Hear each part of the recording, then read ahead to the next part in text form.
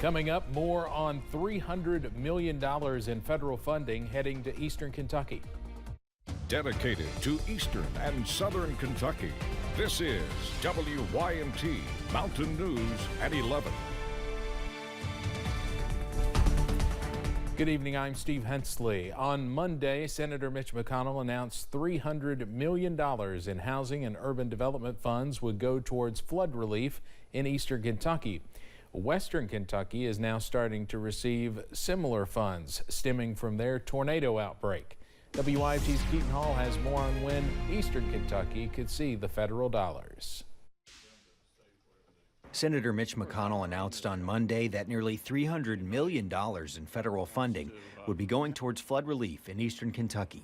The hope would be that this money will lead to a bunch of housing units being repaired and probably more importantly, a bunch of new housing units that are outside the floodplain being constructed. It can go for home ownership and rental. The long-term funds are coming from the Department of Housing and Urban Development, aiding in housing projects, economic development, and infrastructure. I've heard the mayor and Hazard talk about that a lot of the repairs were sort of temporary fixes and they need to go back and fix them permanently. Western Kentucky received funds from HUD after the December 2021 tornado outbreak, and Scott McReynolds with the Housing Development Alliance says they are just starting to see those funds. So even though it's a really exciting announcement, you know, it will still probably be 6 to 8 months before the money actually shows up in eastern Kentucky and really starts doing a lot of good. McReynolds is hopeful that continued talks for housing in the state legislature will bring results this session. So there's nothing definitive now, but we are hopeful. There's some good signs, fingers crossed, and that we'll get some money to work with between now and when this money's available. For now, it's up to the state to create a plan for the federal dollars that will then need to be approved by HUD. In Hazard, Keaton Hall, WYMT Mountain News. 20 counties will be eligible to receive part of the funding. For the full list, you can go to our website, WYMT.com. Lots of news out of Frankfort today. Let's start with this. The bill looking to ban gray machines is headed to Governor Beshear's desk. The Senate passed it 29-6. Gray machines are similar to slot machines. Supporters of House Bill 594 say they are different because they require the player to do more than push a button. The ban on gray machines comes just a day after sports betting passed in the House. It's expected to be heard in a Senate committee tomorrow morning. Lawmakers took another step towards legalizing medical marijuana in Kentucky. Senate Bill 47 was passed out of a Senate committee today in an 8-3 vote.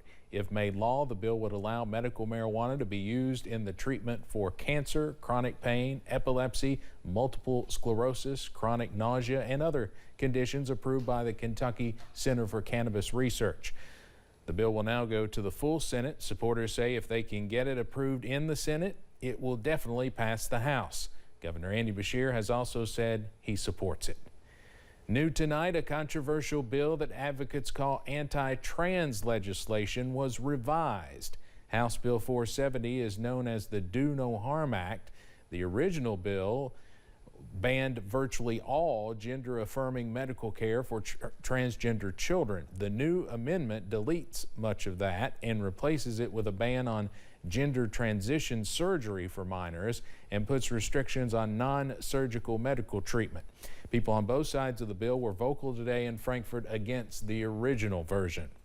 Senate Bill 115 concerning drag shows looks to be dead now in the General Assembly. It would have banned drag performances in public and in private places where minors are. Many called the bill discriminatory, including some drag performers who say they pulled out of shows because of safety concerns. Right now, the bill has not had enough readings to pass this session, but its language could still appear in different legislation. A bill that would have banned gun-free zones on public campuses also appears to be dead this session. Representative Savannah Maddox, the sponsor of that bill, says it was pulled from the House floor today. She says many amendments were added in order to advance it, but it ultimately did not have enough support. Many opposed it, citing a recent shooting at Michigan State University. Governor Beshear announced more than $32 million to provide clean drinking water and to improve infrastructure across Kentucky. The Cleaner Water Program will support 75 projects across 19 counties in Kentucky. Projects in Manchester and Pineville were among those highlighted today. We have a lot more about them on our website.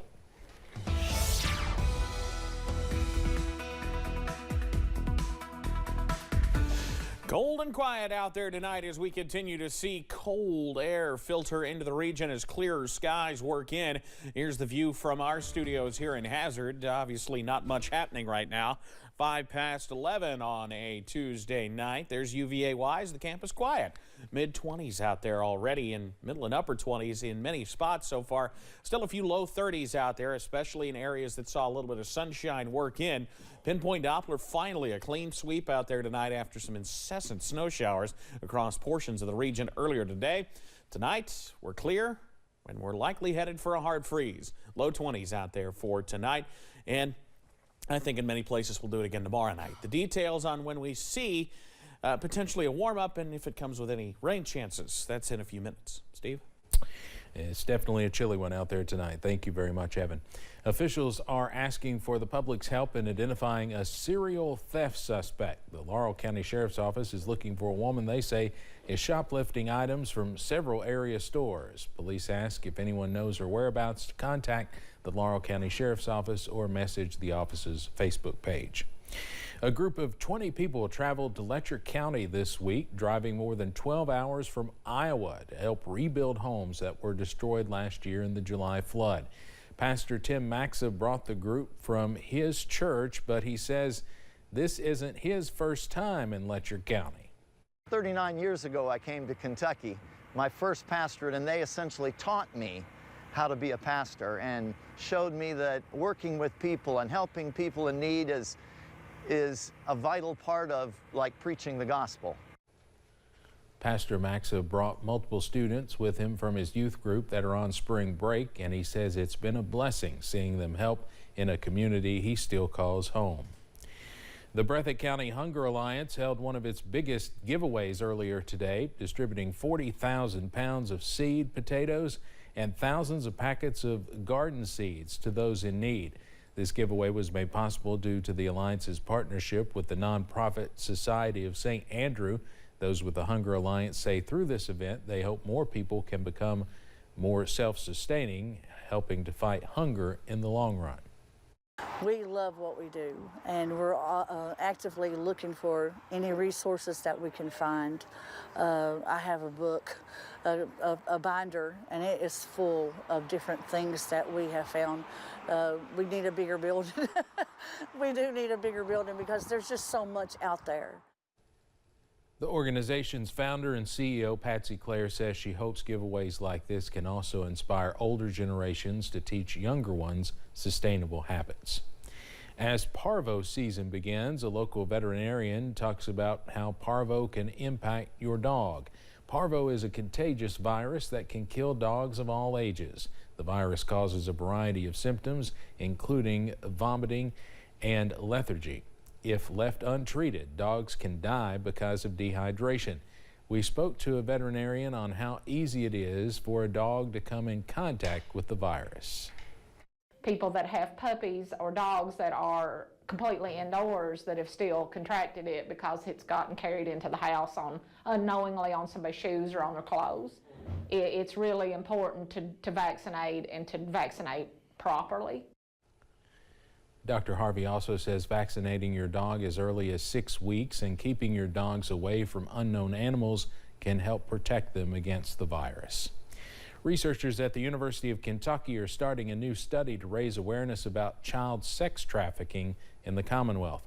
Billboards like this have been placed in some Kentucky counties with the message of "See it, stop it." It's part of the See Stop Now campaign. It's encouraging people to learn the signs of sex trafficking and ways to stop it. Ann Coker, the director of UK Center for Research on Violence Against Women, says the project is focused on middle schools because that's the age at the highest risk. With the bystander intervention, we can really focus on keeping each other safe and learning how to do that in a way that is effective and the individual doesn't experience the sex trafficking or the abuse, violence. If you see one of the See Stop billboards, researchers are asking you to let them know so they can see how often their message is being seen. Their website also includes more strategies to prevent child sex trafficking. Coming up on Mountain News at 11, a Russian military jet hits a U.S. drone, sending it into the Black Sea. Plus, we're getting milder later this week, but still have to get through some frost and freeze tonight. That breakdown coming up after this.